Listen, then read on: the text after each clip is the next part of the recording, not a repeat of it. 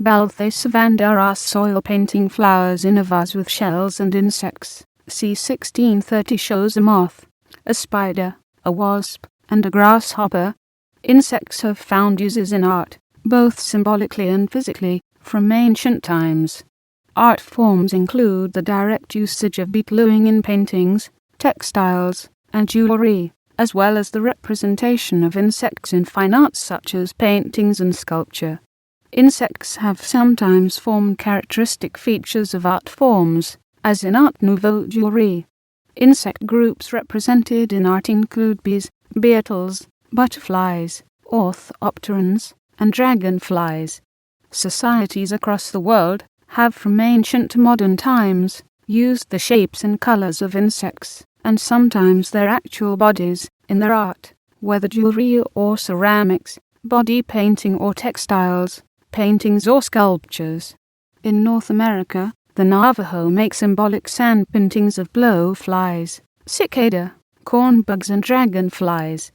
The Hopi draw a variety of insects, but especially butterflies, on pottery. In other parts of the world, insects, most often honeybees, are shown in ancient rock art.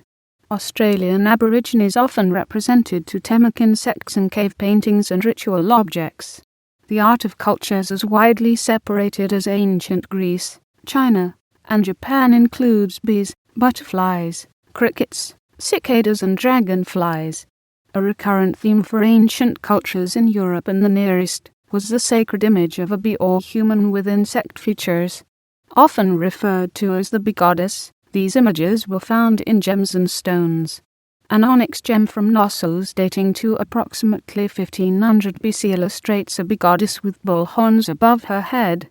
In this instance, the figure is surrounded by dogs with wings, most likely representing Hecate and Artemis, gods of the underworld, similar to the Egyptian gods Aku and Anubis. Beetlewing art is an ancient craft technique using iridescent beetle wing cases, practiced traditionally in Thailand, Myanmar, India, China, and Japan, as also in Africa and South America. Beetlewing pieces are used as an adornment to paintings, textiles and jewellery. Different species of metallic wood-boring beetle wings were used depending on the region, but traditionally the most valued were the brilliant green wing cases of jewel beetles in the genus Sternacera. In Thailand, beetlewings were used to decorate clothing and jewellery in court circles. The Canadian entomologist C. H. Curran's 1945 book, Insects of the Pacific World, noted women from India and Sri Lanka who kept 1.5-inch long, iridescent greenish coppery beetles of the species Chrysochora or Ocelatra as pets. These living jewels were worn on festive occasions, probably with a small chain attached to one leg anchored to the clothing to prevent escape. Afterwards, the insects were bathed, fed, and housed in decorative cages. Living jeweled beetles have also been worn and kept as pets in Mexico. The photographer Kjell Sandid spent 25 years documenting all 26 characters of the Latin alphabet using the wing patterns of butterflies and moths as the butterfly alphabet. For some Native American tribes, dragonflies represent swiftness and activity. For the Navajo, they symbolize pure water. They are a common motif in Zuni pottery, stylized as a double-barred cross. They appear in Hopi rock art and on Pueblo necklaces.